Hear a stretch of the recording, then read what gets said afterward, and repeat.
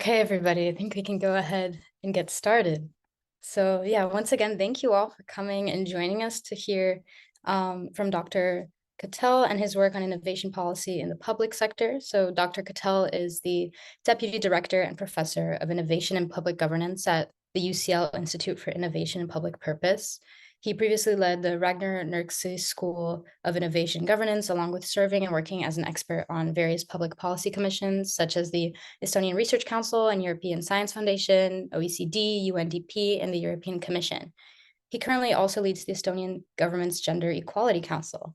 And today he's going to speak to us about his most recent book, How to Make an Entrepreneurial State, where he delves into the role of public bodies in pursuing innovation and technology in a way that is both risk-taking and dynamic and also ensures stability. So Dr. Kattel, it is such an honor to speak to you today, and we look forward to your presentation. So whenever you want to get started. Yeah, thank you so much, Laura, for this kind introduction, and thanks for the invitation, and apologies for not being there in person. I was stuck here in London because of the train strike, so it was very uncertain whether there is any way to get to Cambridge and back today. And rather than having me stranded somewhere in King's Cross, we decided to put it online. So apologies for that. But so let's try to make the best of it, even as it's online. I think in person is always much more enjoyable to meet people and discuss interesting matters around innovation and public sector. So I will talk about the book in a kind of a broad way, I think. So I won't really go into the details of the book, but much more about the topics and try to be perhaps more interdisciplinary. So not knowing what the different backgrounds of people here in the room is. So it's I try to keep it quite warm, broad, and I'll probably talk about 30 minutes or so, and then the rest of the time we can then use for discussion and questions and it'd be also interesting to hear more about what you guys are doing as well. So yeah, so this is the title of the book. So if you're interested in, you can go and buy it here either in the bookstop or the Amazon store next to you. And it's available. It came out 1.5 years ago, or about that time. And yeah, it's really then takes the question around, where a lot of the economic policy or innovation policy, industrial policy discussions are very much about policy choices. So should we give companies tax breaks? Should we subsidize production? Should we subsidize imports or exports or what have you? Or what kind of things should we finance? Then I think this book actually what we try to do is actually take the next step around implementation and so how actually policy takes place in public organizations. How do you do it? Who does it? What are the organizations? What are the most effective organizations? And so on and so forth. So hence the title, Why Innovation It's Bureaucracy. So we wanted to bring these things together that yes, while governments and private organizations obviously can make decisions about what to invest in and how to develop certain products or services, but this also has an organizational underlying infrastructure, as it were, and everything happens these days in organizations, or in other words, in bureaucracies. So this is what we're looking at. And really the starting point, for many ways, what we do in the book, but also what we do in the Institute for Innovation Public Purpose here at UCL, is really this idea that innovation should be understood as a political process as well, where it might be a process around R&D and whatnot, mainly economic, technological, maybe also social processes, but it's also very much political in a sense of directionality of innovation. Should be what kind of, when we talk about today, for instance, artificial intelligence or green transitions, there's like lots of choices we as a society have to one way or another make about dealing with these kind of technologies. But it also goes for very mature technologies. How do we actually phase them out, for instance? And so it's always a much broader, it's not only technical or even only economic decision, it's also a social technical and social political decision. So we are really interested in this, how those choices are being driven by organizations, not only in a sense of broader political discussion, but actually who's behind those political choices and how this happens, again, in the organizational sense.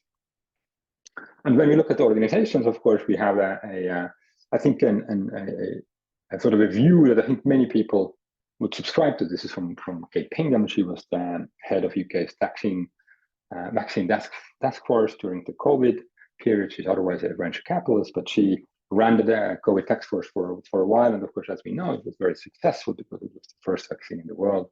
And she said in her book about that period in government, that civil servants are very much sort of interested in sort of following the procedure, and rather than trying to sort of find innovative solutions for complex challenges.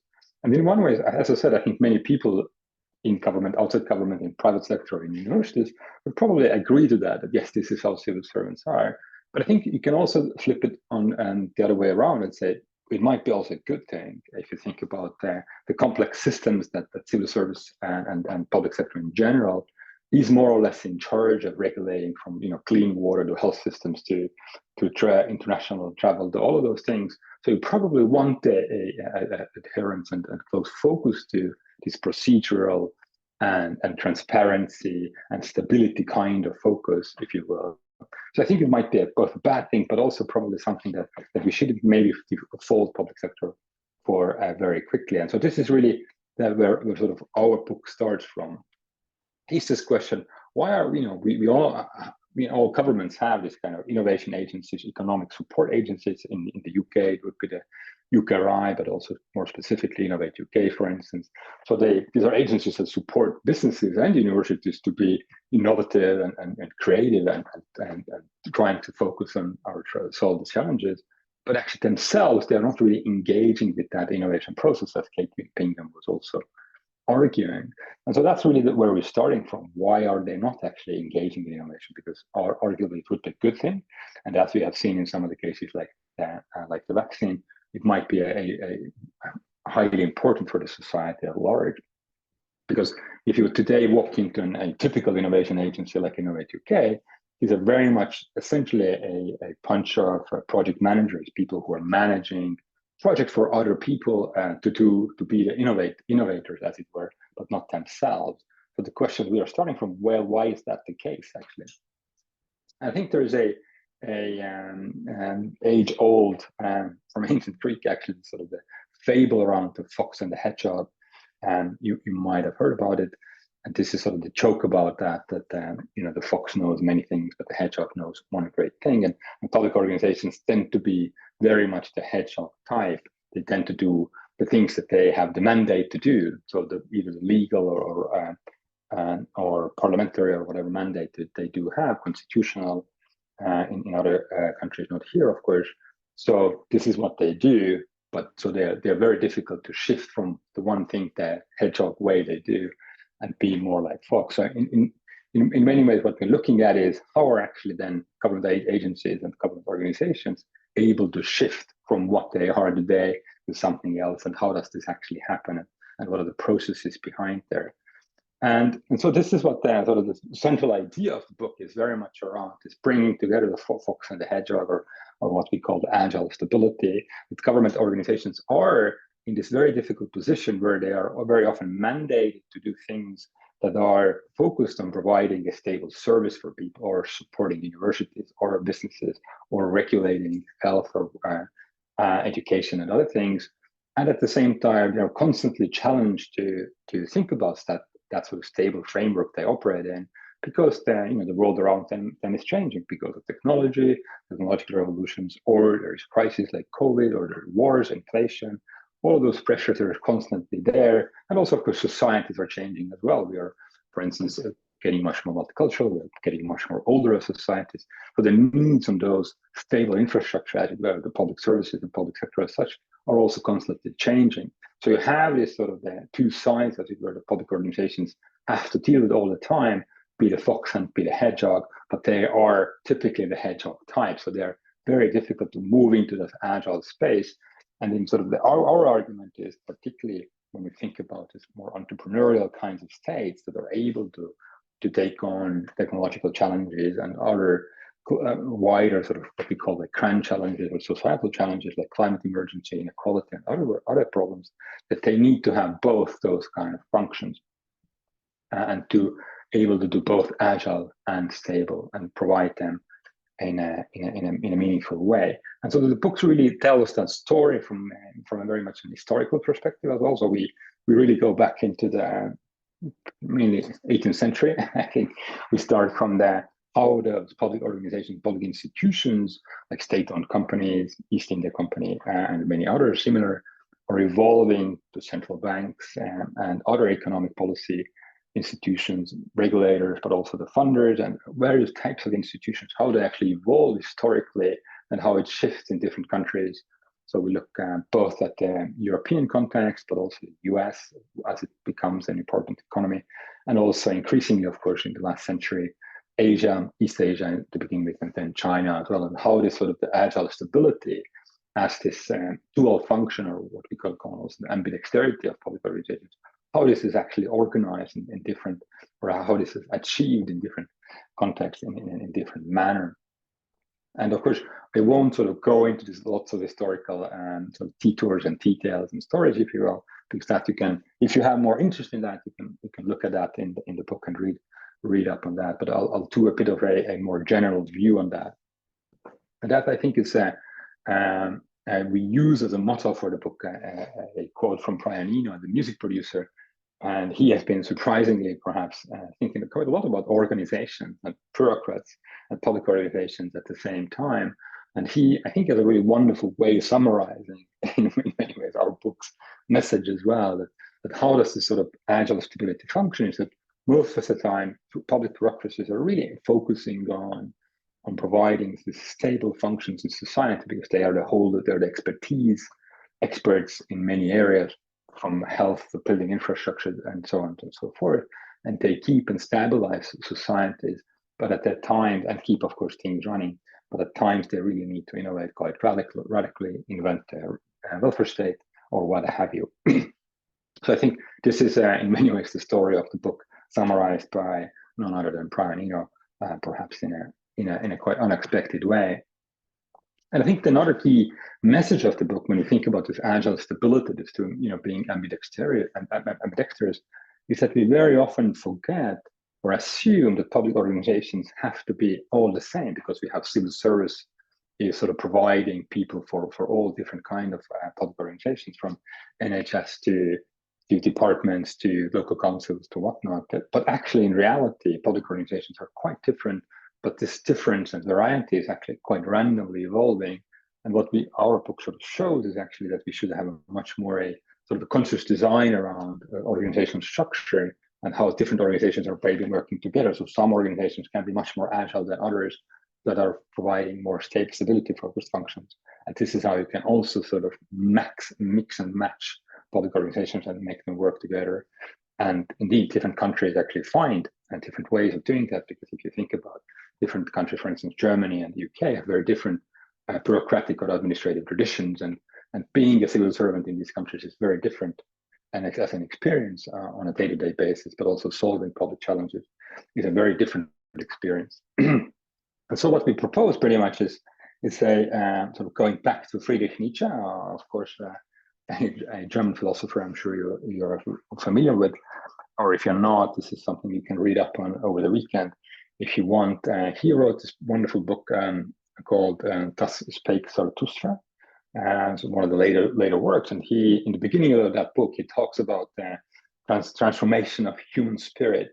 So it's the beginning, the first chapter of that book is about how human spirit is transforming from camel to lion to child. And his idea is that we as we evolve from camels and spirits like camels who can carry a lot of things, we become very courageous like lions. And actually, for him, the latest stage of the spiritual development is to become a child in terms of to become about play and playfulness and experimentation. And in some ways, what the book tries to show is that public organizations indeed need to play all of those roles in terms of having some of the things we look at around ourselves are very much about providing routine tasks, like garbage collection or what have you. It's very much a routine task day in and day out.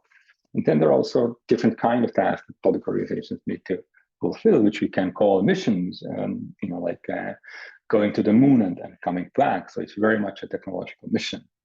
And similar, or when we look at COVID, for instance, it's very much mission-oriented, solving specific problems building infrastructure organizations around that, and actually being able to come up with a vaccine within less than a year. And so it's a very different kind of organizational setup if you think about routine tasks, which are day in and day in the same out. And then, of course, as we will show and see, that there's also public organizations that are really focusing on experimentation, learning about how to do and what public organizations need to be doing in a new and different ways, and sort of being very playful, as it were, not doing the routine tasks or the missions, but actually experimenting around how do we learn how to provide a welfare state in a different manner, for instance, or do digital government in a different way. So what I'm trying to do with the rest of the lecture pretty much is to show some of the examples how these organizations are built, and when they look at routine tasks and missions and experimentation, and also how do they then what kind of bureaucrats and civil servants they actually need, and what kind of people they hire, and how do they work, and what are their outcomes and impact on society. So I'll show you some examples, and also sort of the linkages to the theory, if that's interests you, if you have a sort of a political science or sociology interest and a public administration interest. Sort of I'll link it also to the theories of Max Weber, who of course was and still probably is one of the most preeminent thinkers around bureaucracies, although having died 100 years ago. So, and taking inspiration from Nietzsche. So when we look at the sort of camel type of organization, so he, as I said in the Zarathustra book, he talks about the camels are the spirits that can carry lots of load, that can offer, essentially, when we talk about public services, the same kind of services day in, day out, keeping the high quality and not changing much at all. And I think here's an example, and this is what we can call the sort of the classic Weberian bureaucracy, which is very much expert driven and based on expertise. And here's an example from Singapore, which is largely seen as one of the better managed countries in the world, but their public housing, I think, is particularly really interesting because it has a very high share of public housing. Of course, they have a very limited amount of land, and if you wouldn't have public housing, you would have crazy expensive real estate. So you have a very large share of public housing. But not only is a lot of it's available, but it's also of very high quality. And if you think about public housing, it's something that you need to innovate pretty much at the beginning of it. The idea itself is wonderful, and then you need experts to build good housing and run it. But it's a very routine kind of bureaucracy. It's not really about missions and experimentation and learning day in and day out. So in a way, that these are exactly the people that Kate Pinkham didn't like. These are people who sort of look at the procedure and the rules and regulations and keep the housing running and available and in good conditions. So you need to say, in a very classic sort of Weberian bureaucrats, and that's what we call in the book the Weber type 1 organizations and bureaucracies. These are very much expertise driven, and many activities in public sector, in the public sphere, rely on expertise. We want to build bridges. Obviously experimentation might not be such a good idea around bridge building, because you want them to actually withstand physical pressures and whatnot. So your expertise is actually very important for public sector. And also the rule-based solutions, because again, this is how you get to make sure that expertise actually rules and makes those infrastructure services actually really reliable.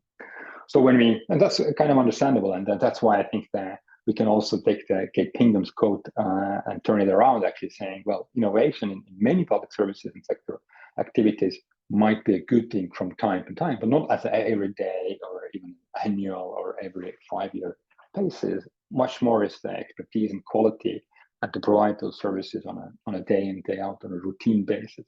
Because when we move to the lions, in Nietzsche's terminology, so these are the organizations that really are actually quite good at sort of saying no to those routines and saying we need to do something radically different, and have this courageous attitude to do things, and are in that sense very much different, make their own rules, as it were.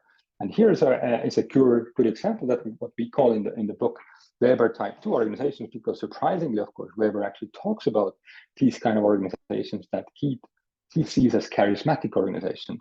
So they are driven by very entrepreneurial people. They really, or very often also in history, make their own rules, because they are set up by charismatic individuals who come from all kinds of different sectors, and they make these either entrepreneurs, or they might come from NGOs, they might come from politics, artists, what have you. Historically, there's examples.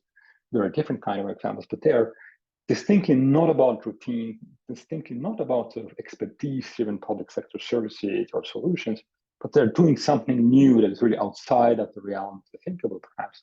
And here's the example, the classic one is the DARPA, which is the US Defense Agency, and of course made very famous by Mariana Mazzucato's book, Entrepreneurial State, where the sort of the original idea of the entrepreneurial state is really focused on these kind of organizations. But DARPA is a very different kind of organization to this day. So it's from the mid-60s, the organization that is, of course, driven by defense research. So it's or defense-focused and military-focused research, even though also the COVID vaccine, some of them actually at least had a basis in DARPA-funded research 10 years ago.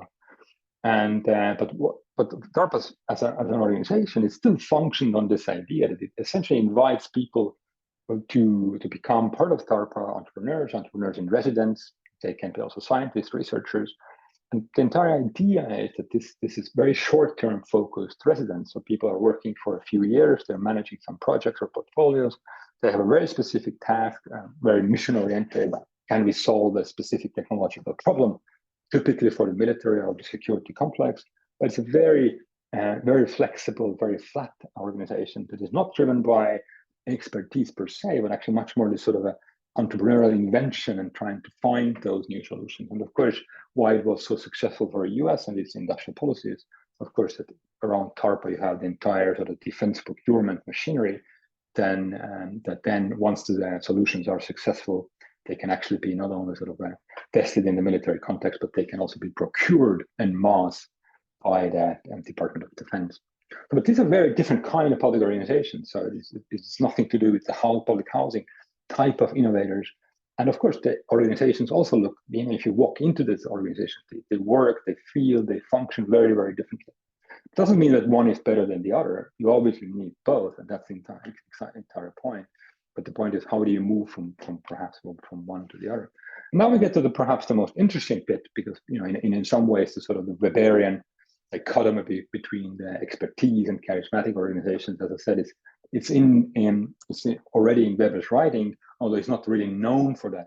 It's known for this first Weberian bureaucracy of expertise and rule-based bureaucracy rather than for the charismatic organizations. But when once we come to the children, in Nietzsche's terminology, who are really about the new beginning and sort of the playfulness and being very experimental, as it were, we get to very different types of organizations. And rather than or look at the one, we argue that there is actually a couple of different types of these sort of childlike organizations we can find. And first of all, we can find organizations that both have this sort of like the entrepreneurial features, they take on missions, but they also have very much strong focus on experimentation, and we can call them activists, and bureaucracies that are really very often dealing with climate issues, and so they are really relying on people who believe. So it's a very normative organization. So if you think about DARPAs are very much sort of solving technological challenges and scientific challenges. But what we call activist kind of organizations are very different kind of organizations, and they typically hire also and work in very different ways. But here is an example from Sweden, which is Vinnova, which is a Swedish innovation agency, and one of the many Swedish innovation agencies. But this is predominantly the one that works with businesses, so it's very much not on the research end, but on the development end. And they have come up with a very interesting mission for the Swedish ecosystem, which is about streets.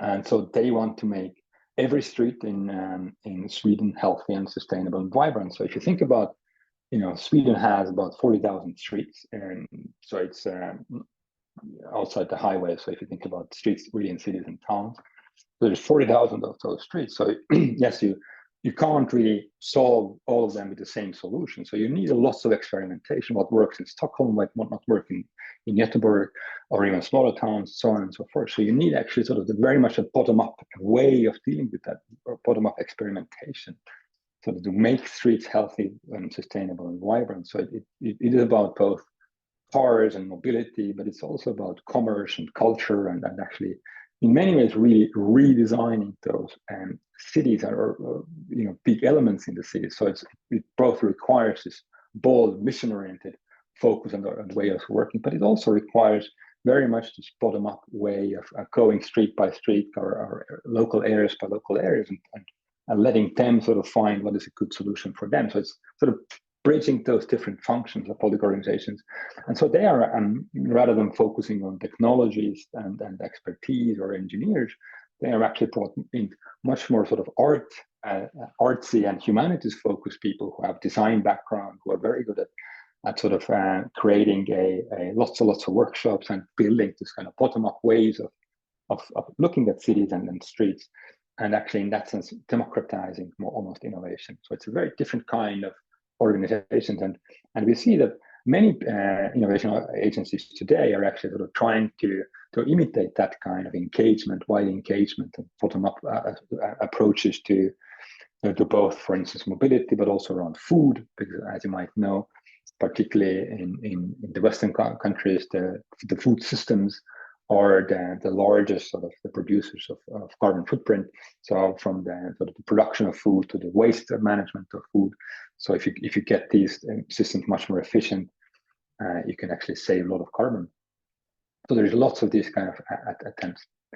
And then we have a different kind of Weber tree organization, or Weber Tribe tree organizations that are also sort of combining and sort of the elements of being a child, really focusing on experimentation and quick learning, but actually also really then providing some of those camel type services, like public services. And here we have an example from UK, which is, I'm sure many of you have used Cov.uk, the website. And what is really interesting behind that Cov.uk, the website and the government digital transformation in the UK, which is was still driven by Government Digital Service, or GDS, here in UK, which was created in 2011. And what was really fascinating was that this agency was created at the sort of the very much at the sort of on the background of failed IT procurement. So there was a sense that government is spending lots of money on routine sort of services, or trying to upgrade some of the routine services and bring like big organizations like NHS essentially into digital age, and spending lots of money on digital solutions that didn't really work. And on top of that, so that there was this sort of radical change, creation of an entirely new agency, and which was very much focusing on learning very quickly, sort of experimenting. How do we actually make something like a website or a web-based, and bring a lot of public services onto this website, so that people's experience of public services is similar to their private sector service experiences. So if you are using Google Maps, or if you are using any other, Ubers and lots of other similar private services, we have a very specific kind of experience. So how do we make public sector and public service experience very similar? So they created this website, which, as I said, you have used. So if you have used any of these services across UK, you might have noticed that they kind of look the same online. So it's very much focused on this user experience. That the structure of the services is very often similar. But what's also really interesting is that they created, so the early version of that website was created within 12 weeks and cost around £150,000 in comparison to the £1 billion sort of procurements that preceded it. So it was very much focused on quickly learning what people were actually using, and then sort of scaling it up slowly and making it one of those sort of big routine public service that we don't anymore know. But still, even today, underlying and around this sort of service provision is very much this focus on experimentation, learning quickly, understanding what does work, what doesn't work, how do we build sort of around this website-based infrastructure, other platforms that government organizations can use for identification, for payments, for notification systems, all that. But still, this organization that provides, very much a routine services, but focusing on experimentation, learning quickly. So it sort of combines them, and that's also the way the organizations is working. So they created then entirely new professions within the civil service around data and design, and brought new kinds of skill sets into the government. So they were consciously building a new type of organization, as it were. So what we're arguing in the book, in many ways, what we see this emergence, perhaps, of this new type of Weber tree type of organization that really tries to bring together some of those mission-oriented or routine-oriented elements with the sort of the playful and experimental side of policymaking, so that we learn much more quicker in policymaking. And that's what we call sort of the neo-Weberian agency, that those agencies that are focusing on either big and sort of government spending areas like health or education, and they are looking at societal challenges like climate change and sort of taking on mobility, food systems, all of these things. So, and within those bigger challenges and or bigger services, you create those agile learning portfolios. When you try to learn quickly, you try to sort of not roll out public policies in what's called like a waterfall, so that there's we design a policy for 3 years and then we roll it out to everybody, and then we discover that it might not actually work. But you start from scratch. You sort of test the policy with 10 people, 10 with 100 people, 10 with 1,000 people. You try to learn. And also this idea that the public sector is often not the sole service provider. If you think about schools or health provision, there's a lot of other providers as well. So it's much more about orchestrating their entire ecosystem to move towards, also if you think about food and mobility, there's so many actors. So how do you orchestrate them moving towards it? This is what we call the sort of dynamic capabilities of public organizations, to take and shift systems and existing sort of resources and these existing routines and build around a mission-oriented focus.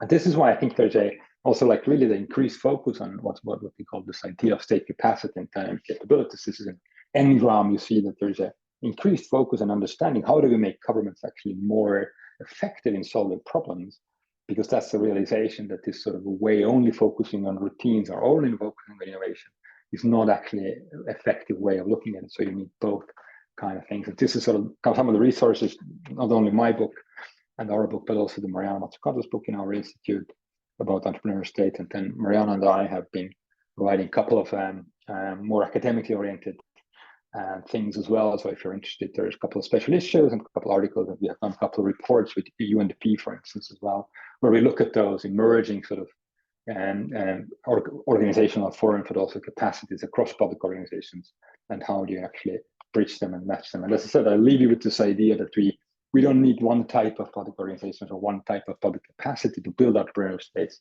but you need different kinds of organizations, and it's very much around this routine tasks and missions and experimentation, and how do you mix them maybe in one organization or multiple organizations in the ecosystem. And so this is very much the sort of the governance of these organizations that is becoming increasingly important. And I think it's very much the name of the game when we think about, for instance, climate emergency. So how do we bring and mix those organizations together to get more effective solutions around food systems, transportation, and so on and so forth. And yeah, as a last thought, remember, innovation is political. So the way innovation sort of evolves in our society is very much up to the society at large. Thank you very much for listening. Thank you so much. That was so interesting. I'm so excited to get to talk to you a little bit more about your work, but thank you so much already for sharing a little bit about it and the relevance that it has today. So I'm sure our audience members have definitely gained some new insights on the topic and have a lot of their own questions and thoughts on it.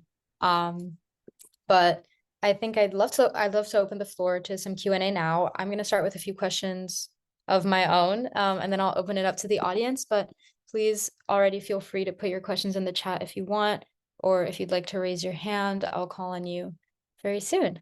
But yeah, all right, diving right in. So in your book, and also now, you've sort of mentioned examples from various parts of the world and spoken about how this agile stability can look different in different places, and how there's sort of bureaucracy is seen differently in different contexts, and how the stability can be achieved differently. So do you think this type of innovation bureaucracy, or this type of these different types of bureaucracies, do you think they require a specific type of government in order to function? Or do you think this is a model that can sort of be applied in many different ways and in many different contexts? Yeah, thanks for this. I think, as I said, in the book, we have both sort of a historical long view around, and I just put in the chat. So if you don't mind putting in the chat, what's your academic background as well? What you're studying, what you're researching, what you're interested in. It's just helpful for me as well to have a sense how to steer my answers, as it were, as well. But yeah, so one thing is what is really interesting, as I'm briefly mentioned as well, of course, is that even if you think in the European context, you have very different countries. So I used in terms of administrative and government traditions. So if you think about, for instance, like Sweden has a very different understanding of what the state and government is than UK or Germany, for instance. So they're very distinctly different traditions of government.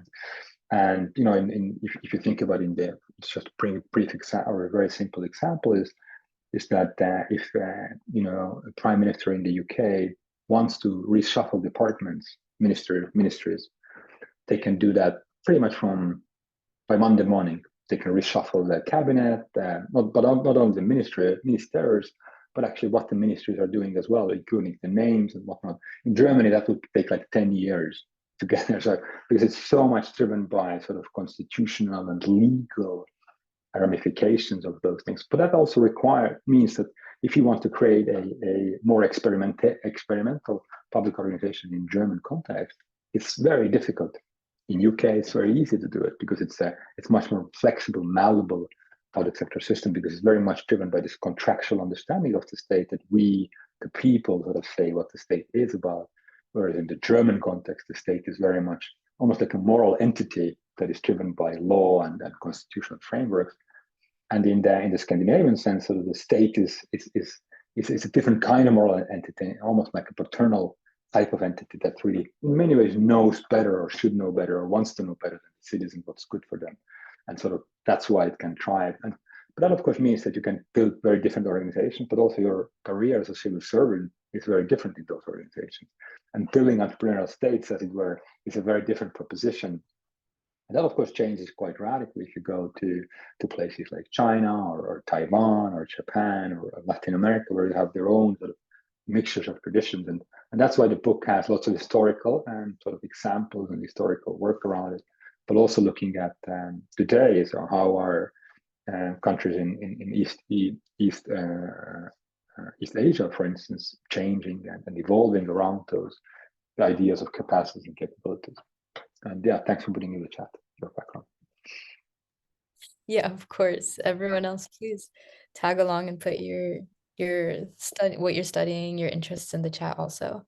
But yeah, that makes a lot of sense. Thank you for your answer. Sort of going along with that,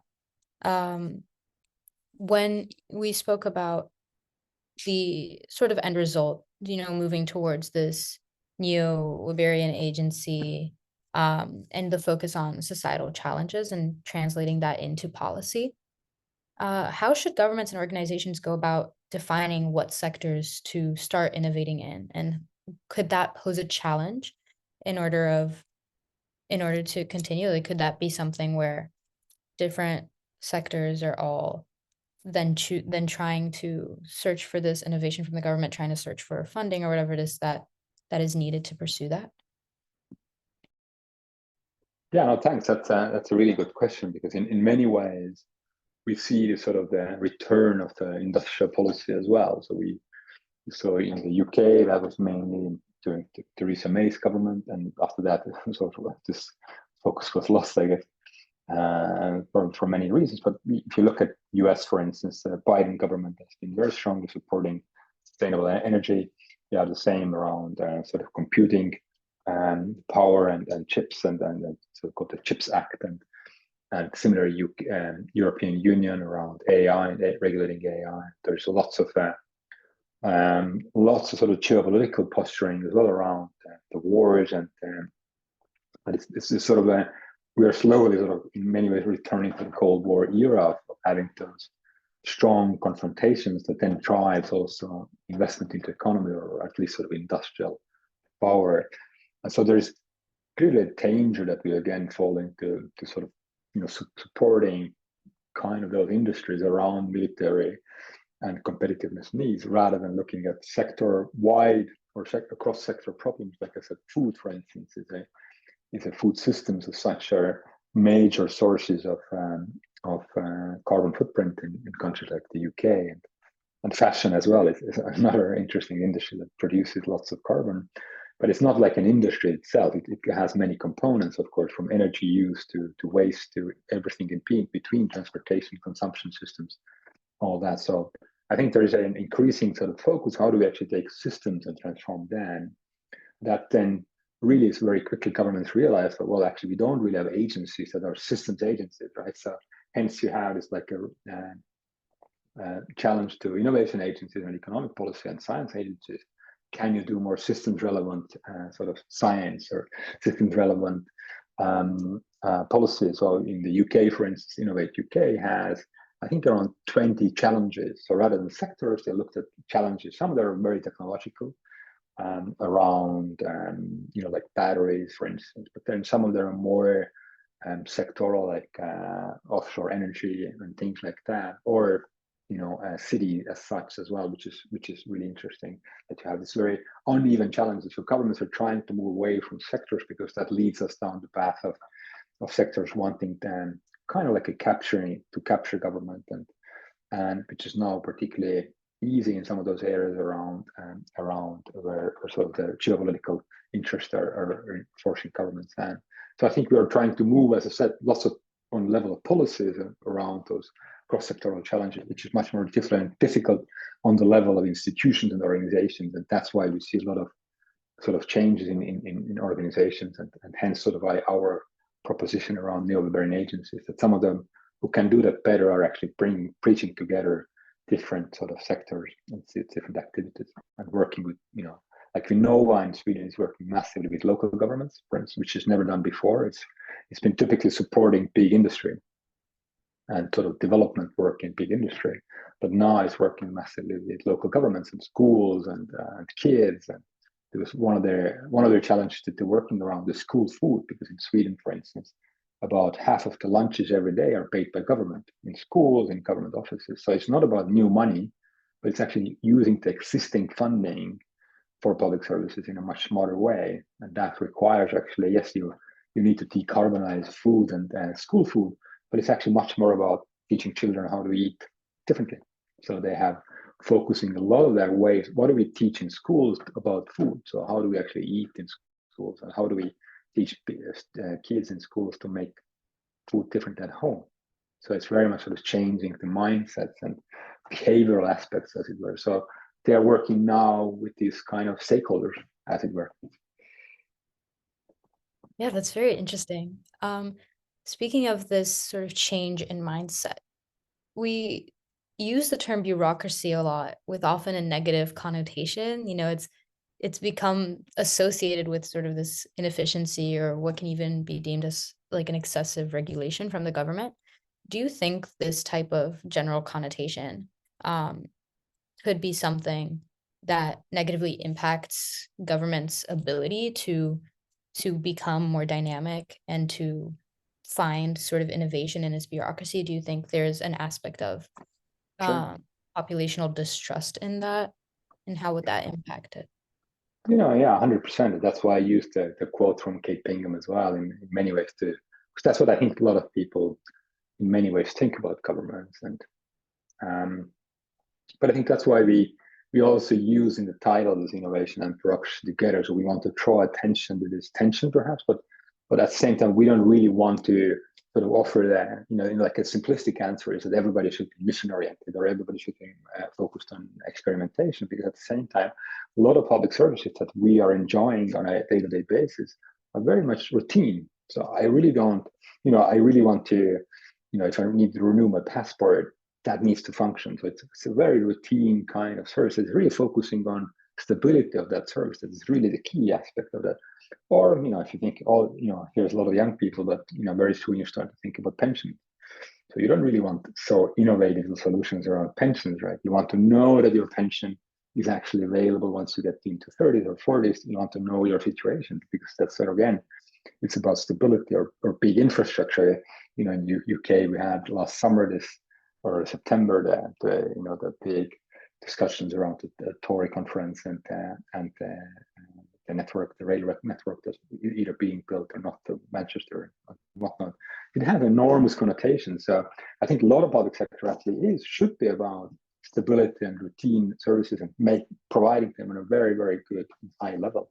But at the same time, there needs to be also ways to learn much more quickly than we do now. So I think that's what we want to bring together. And then that's why we also have an MPA program, Master in Public Administration, and at UCL, where we sort of try to bring lots of those issues around innovation, creativity, and design, and all those practices into the education of civil servants. And so we get a lot of people who are working in civil service, but you also get a lot of people who might never work in civil service, but they understand better how they can help government agencies because they are working in NGOs or social enterprises, or even if they work in private businesses.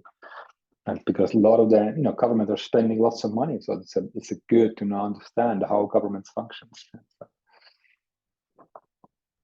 All right. One last question for me, and then I'll open it up to everyone else. So in the book, you talk a lot about how COVID-19 and the pandemic exemplified this idea of agile stability and sort of the need for both this long-term planning and dynamic capabilities. So comparing this pre and post-pandemic society, do you think that governments are now more or less engaged in sort of searching for innovation? Do you think COVID has helped shift their goals, or is there still some inertia in trying to move into that direction? Yeah, I think it did for a while. I think it was for governments that had a particularly who had good digital capabilities. I think it provided them with a really good push to provide to even increase their sort of digital presence. I think about countries like India or Bangladesh or other places like that had a pretty good infrastructure already in place, but then COVID enabled them to really use that digital infrastructure to send people money very quickly, for instance, or information. So I think they were really empowered by that in many ways, even though the COVID might have been quite bad for those countries, but at the same time, some of those aspects were really, really strong. But I think what really happened with the cost of living crisis and inflation and the wars, I think that sort of ate away the COVID dividend, as it were, if it was there. Because I think many governments had ironically enough, perhaps a positive experience because people understood we need governments. We need governments very much in situations like COVID and maybe also climate emergency. Perhaps it's easier to agree that we need them, but I think cost of the living crisis and wars are sort of shifting our attention again to the military-industrial complex as it is, and the geopolitical sort of juxtaposition between the West and China, particularly, which I think is not very helpful. So we have as we had in 1960s and 70s, when a lot of economists, also particularly heterodox economists, were criticizing sort of the military-industrial complex. It might have driven a lot of economic growth and technology, but actually it wasn't that good socially, generally, because a lot of it was still very gendered towards men, and it supported family structures that weren't very healthy and whatnot. And so I think we might sort of slip back into that mode of thinking that we need to compete against each other in terms of China and the West, rather than think about solving societal challenges. Yeah, that makes a lot of sense. Okay, I'll open it up to the public. I can start with some of the questions from the chat, but feel free also to raise your hand if you'd like to just say your question. The first one that I received was an anonymous question sent to me personally. I'll send it into the chat now just to make it easier. But the question is how nations can move from historical inefficient bureaucracy to this agile stability. So how would Germany, for example, be more agile in its needed changes for innovation? Yeah, a great question. And Germany is a really good example of a country that has a very specific administrative government tradition, which is very difficult to change for good historical reasons, obviously. And so you have a really interesting developments at the moment in Germany, where government has been over the last really 10 years, perhaps, trying to find ways to set up new types of organizations within government that are private companies fully owned by government. So there's a couple of examples like that in German system. Now, some of them are around innovation, some of them are around digital space, that are, as I said, private companies that are fully owned by government. So government can actually hire different kind of people, different hiring practices, much more short-term contracts, different skills, and also it is an interesting new way of sort of hacking the system, as it were. But yeah, I think Germany is a prime example where you probably need not only like sort of a different approach to bureaucracy, but you probably need also a bit of like a constitutional reform, because there is a very strong reliance on sort of siloed ministries. So as I said, in the UK context, Rishi Sunak can change the ministry alignment, departmental alignment by Monday. In Germany, it's impossible to do in a short-term period, even without constitutional reform. I think it requires probably a much more political will than in many other contexts, I think. So it's a good example how this might not work. At the same time, Germany, of course, is a sort of the famously schizophrenic country in terms of things not functioning or not being agile, whatnot. And at the same time, you have sort of an amazing network of public research institutions, for instance, that are around, one of the most competitive industry in the world. So I think there's also sort of an underlying institutional infrastructure that we very often don't talk about. And that's hence also the critique of the German sort of self-image as, the ordo-liberal view that we are not really meddling with in the economy.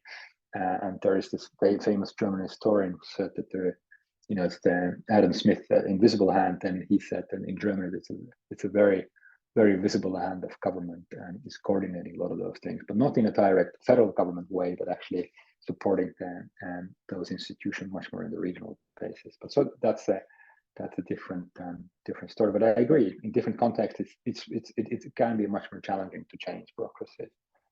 And in some ways, you can argue, for instance, the Anglo-American systems are maybe almost too flexible. So this is also part of the reasons that if you look at the last 40 years, almost all the sort of the waves of bureaucratic reforms, what is seen as fashionable or interesting, and other countries want to follow, almost always emerge around Anglo-American context, because it's so easy to reform them. So new public management, for instance, somebody asked about public choice, for instance. So public choice is a very powerful theory, and indeed it led to lots of reforms that predominantly came out of Anglo-Saxon or Anglo-American context, and also partially also Westminster type of systems, New Zealand and Australia. Because of the structure of the government is so easy to change in some ways and to reform. And also that has, downside of that, or the good side, if you will, is that in Germany there has been hardly any of these kind of reforms, which, as you might have seen in the UK context, is kind of massive privatization and has also not been very good in many ways. So they have avoided this kind of. So there's good and bad things if you can't reform things quickly. There's lots of stuff in the chat. Yes, there is. So you just start from the beginning. Yeah, that's what I was thinking. And I'll just read them out just for anyone else. But so the first question is, what do you make of Semaglu's and Johnson's recent claim that governments need to channel the direction of technological change in a labor complementary direction? How effective would governments be at determining what a complementary technology is in advance? Yeah, no, it's definitely a fascinating book. I highly recommend to read it. I think it's because it's pretty much just the same thing that technology is political or innovation is political, but it just sort of goes through the history of that.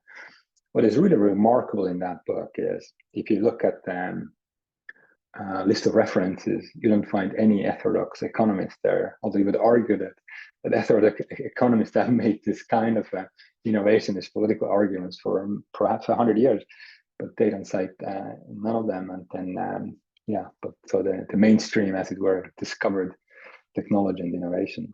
But I think there's a lot to be said about this sort of the absorbing labor, and I think that's very important. And funny enough, if you look at sort of the early development economics, and I'm sure people here, some of you might work in that space. So if you look at the 1950s and 60s, so development economics, as it emerges back then as a discipline, was very keen on understanding how do we initially start from agricultural activities, and if that, as it becomes more efficient, how do you actually absorb that labor, and where and who, where people move, urbanization and all those things. So I think it was very, very important.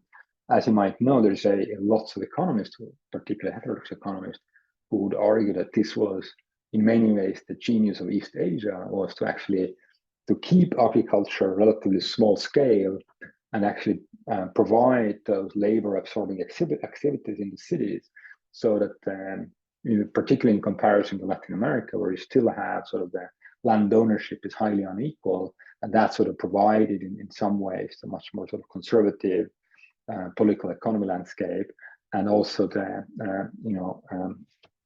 that's why those societies really didn't take off as the East Asian economies did. So this entire idea of technology, labor, and hand-in-hand complementarity, I think, is very important. And rather than looking at Asamoah and Johnson, I would very much look at somebody like Carlota Perez, who's a Venezuelan UK English Venezuelan economist from Sussex, and she has been writing about technological revolutions, I think.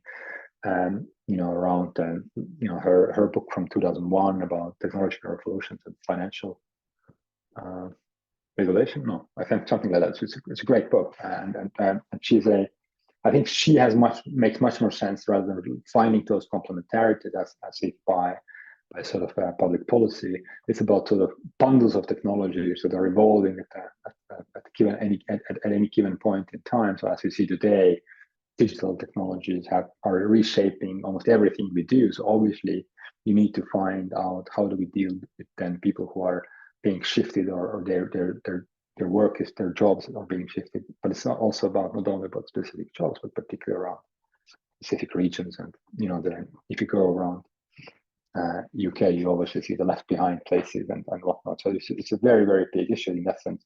But I think it's not so much about one specific technology, but it's actually much more bundles of technologies, which then becomes like a business common sense. How do you do business, and how do you run different kind of activities? So it's not only about one technology. But great question, yeah. And it's still a fun book, so I highly recommend reading.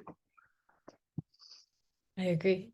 The next question is, how does your conception of the state and internal actors placed within the state respond to hardcore public choice critique that would suggest even an agile bureaucracy would devolve to rent seeking? Yeah, it's a great question and great point. And I think public choice, of course, I think it offers a really, really good critique of particularly those sort of routine kind of bureaucracies. I think it's a very helpful way of looking at them. But I think what public choice perhaps is not as good at is offering what should be done instead. I think sort of the critique of public choice and the way they criticize sort of the raw maximizing and budget maximizing activities of existing organizations, I think is very good and very valid, and often very valid. And you can almost take any public organization and you find sort of ways, as you say, that it is some ways rent seeking, particularly these kind of routine organizations. And there is sort of elements to that. But I think what public choice sort of recommended, what should we do instead, what are the sort of the ways of dealing with that problem, was very much driven by this idea of sort of creating market-like conditions in public sector. So we think about competing public agencies. So if you walk around in UK, you see different kind of schools or GPs having sort of at their door how they are evaluated by Ofsted and others, which is exactly this idea of competing public organizations. Public service providers are competing against each other, which of course makes very little sense from a citizen or a user perspective, because we have really no information to actually judge that, or ability to judge that, or performance pay for civil servants, for instance, or privatizing public services on a massive scale, or creating various like Congos, quasi-public organizations that are outside of the direct control. All of those things actually did not really work that well. They created like massively more opportunities for rent seeking and particularly value extraction, as we see a lot, particularly in countries like the UK. So again, very good critique, and they would always sort of use that as a critical tool looking at bureaucracies, but a very poor guide for what to do. All right, thank you. The next question is there any specific missing piece of administrative structure or capacity you wish was developed in public administration for conducing industrial strategy more effectively in the EU or UK or generally Western liberal market economy? Yeah, I think I think you have probably like two sides of this. I would say I think EU, UK, but probably US as well. I think we are very, very poor at understanding financial structure around sort of the production and the economy as such. I think we have a very limited understanding, I mean policymakers and the public at large of the finance. And I think we confuse the public purse and our individual purses. We think government should and financial system should be run in the same sort of practice as we run our households. I think that's largely, as you might know, not the case. And so I think really the misunderstanding of public finances, I think, and financial, and hence also the power of finance over our societies, I think is really one of the critical factors, because there are relatively like straightforward ways we could use finance for greening our economy and all those things in a much more straightforward way than we do now, which is through taxation and pricing, and which doesn't really work, I think. But I think the other thing is, when we talk about public sort of public policy making at large, I think public agencies are very poor at experimentation, sort of learning quickly and understanding what works, what doesn't work. Can we sort of shift our ideas? So it usually takes this sort of policy cycle of 5 years or whatever to sort of understand, well, it didn't really work. And by then you have a new government, you have new sets of people in government, and nobody remembers anymore. And hence it's sort of a new cycle starts from without much learning at all. And we are very good at writing policy papers rather than actually doing the sort of innovative things in government. And it seems like there's a follow-up. So the person says thank you. And do you have in mind something like national development banks or something else? Yeah, I think development banks are, very good example of that. I think again, the KfW in Germany is a really good example, which is little known, but and even I have recently participated in parliamentary discussions in Germany around their new innovation agency, which is one of those private companies fully publicly owned. And they have in the German parliament, there was a discussion around which is called the freedom law of that agency. So how do you provide freedom to that agency by law to that? Because the agency is like 5 years old, but it didn't have enough freedom, so they created new law how to provide freedom for that agency. It's very, very German. At the same time, they have this National Development Bank, which is very important for the sort of the Energiewende or energy revolution, but also working across really the other countries as well, which is a fantastic public bank. And so, yeah, sort of the understanding of how do you actually generate these kind of financial instruments that can be investment instruments, but also collateral and all of those things, I think is really, really limited, particularly in the European context, where you have a focus on the sort of the financial stability and fiscal stability much more than the investment side of things. All right, and our last question. So if anyone else has any more questions, put them into the chat. But the last one that we have so far is, as the governments change over, there's often an issue in retainment of innovative plans that haven't completely been absorbed into the civil service. For example, the behavioral insights team in the UK government. How do you think bureaucracy could change in order to have constant fostering of innovations?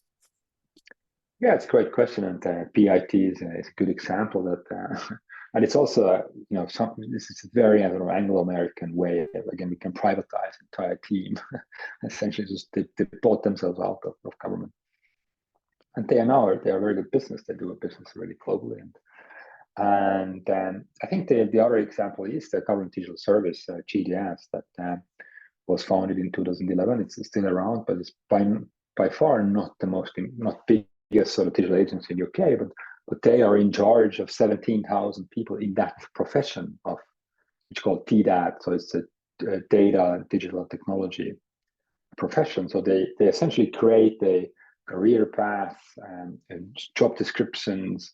What is a good designer in public sector, for instance, of digital services? So they create those standards, I think, and you can bring in people who can be innovative and creative along those standards. So while GDS itself is maybe 900 people, but they are in charge of a profession of 17,000 people across UK's civil service authority. It's a great example of how you can professionalize, socialize some of those practices.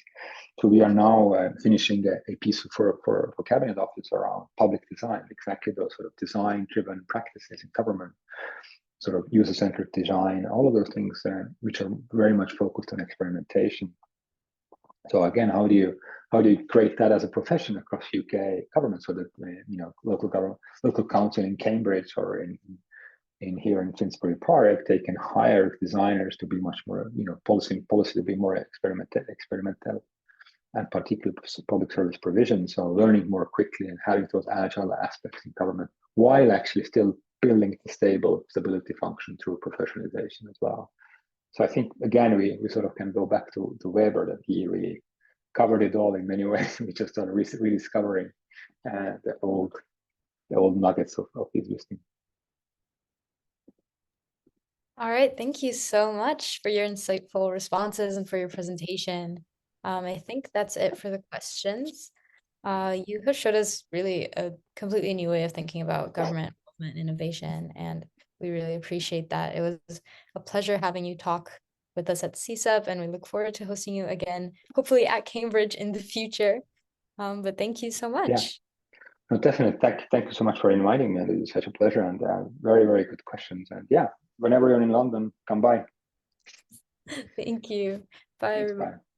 bye. Bye. Have a good one. Bye.